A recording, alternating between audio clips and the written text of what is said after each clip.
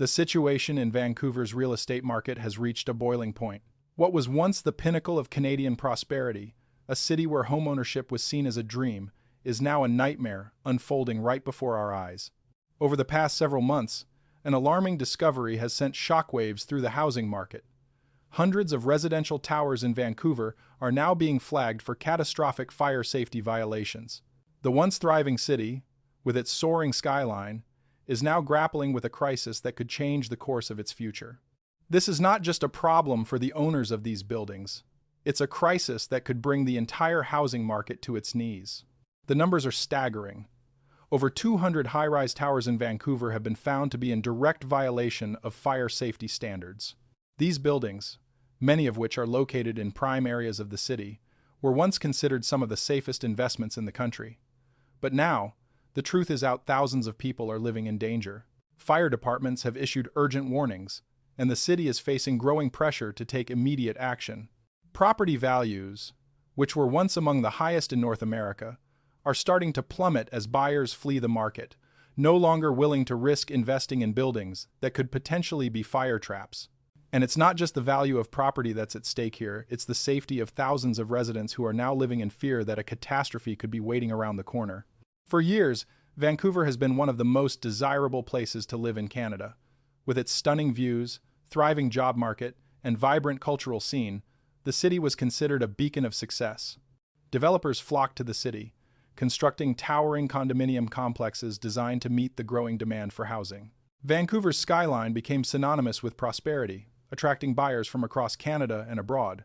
Investors, many from foreign markets, saw Vancouver's real estate as a safe bet, a place where property values would continue to rise, making it a prime location for long-term financial growth. But now, the very thing that once made Vancouver's real estate market so appealing has turned into its greatest vulnerability. As the news of these fire violations spread, residents in these high-rise towers were left in shock. Condo owners who had spent years saving up for their dream homes are now left wondering if they've invested in a property that will put their lives at risk. What was once seen as a secure investment has now become a ticking time bomb. The immediate impact has been devastating. Home buyers are pulling out of the market in droves, unwilling to take on the risk of purchasing properties that may not meet even the most basic safety standards. Developers are scrambling to deal with the fallout, many of them struggling to make repairs to their buildings while facing mounting financial pressures. The once booming Vancouver housing market is now in crisis. The fire violations are the tip of the iceberg. As Vancouver's fire safety inspectors dug deeper into the issue, it became clear that these violations were not isolated incidents. They are part of a much larger systemic failure that has plagued the city's construction industry for years. It's a failure that has left thousands of residents living in buildings that were not properly constructed, with faulty electrical wiring, inadequate fire exits, and other safety hazards that could prove deadly in the event of a fire.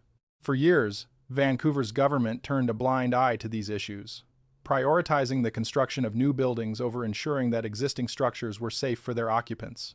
The causes of these violations are multifaceted. One of the primary issues is the pressure to meet demand. Vancouver has been growing rapidly, and developers have been under increasing pressure to build quickly to meet the needs of a growing population. This has led to a rush to complete projects without adequately addressing the safety concerns that should have been prioritized from the outset. Developers, eager to keep up with demand and turn a profit, often cut corners when it came to fire safety measures. Meanwhile, city inspectors, overwhelmed by the sheer volume of construction projects, failed to catch these violations before they became a serious problem. The result is a city where thousands of people are now living in buildings that were not built to the highest safety standards. In the face of these revelations, the Vancouver government has been slow to respond. Despite the growing outcry from residents and concerned citizens, city officials have been reluctant to take immediate action. Some have even downplayed the severity of the situation, claiming that the violations are not as widespread as they seem. But the truth is undeniable. Vancouver's housing market is in free fall, and the city's reputation as a safe, desirable place to live is hanging by a thread.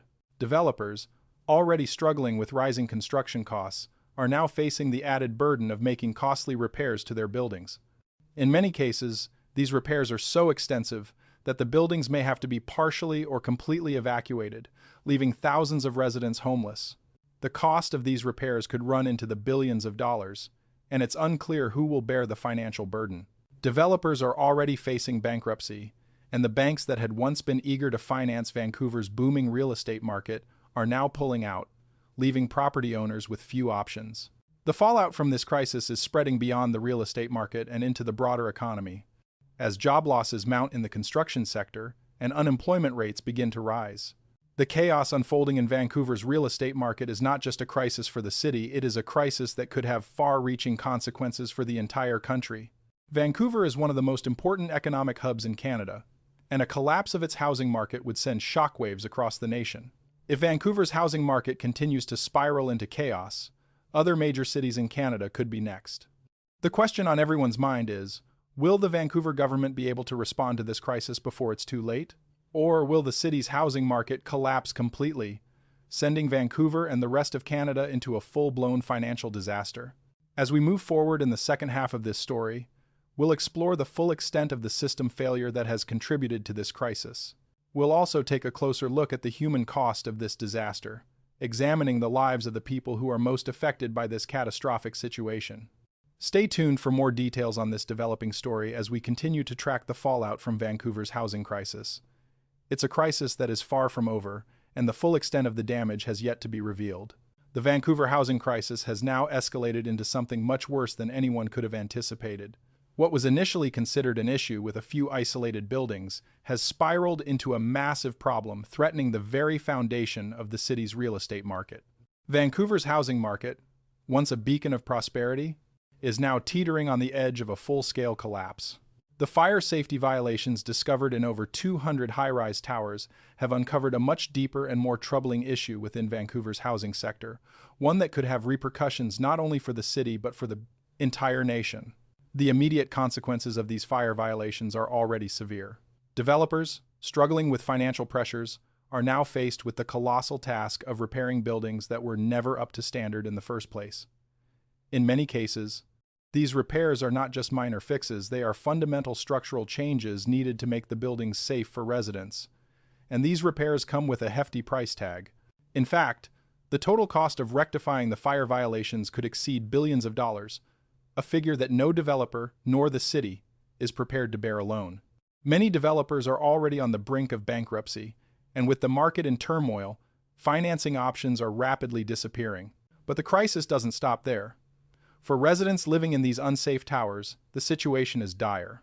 Thousands of people who had put their trust in Vancouver's real estate market are now left in a state of uncertainty and fear.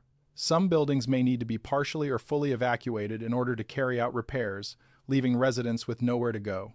Those who do manage to find temporary housing are now dealing with the financial strain of relocation costs and the possibility of never being able to return to their homes. And for many, the emotional toll of living in a building that is potentially unsafe has led to significant psychological distress. The human cost of this crisis is immeasurable. It's not just about the loss of property value or the financial turmoil faced by developers. This crisis is affecting real people, individuals who thought they were making sound investments in their futures.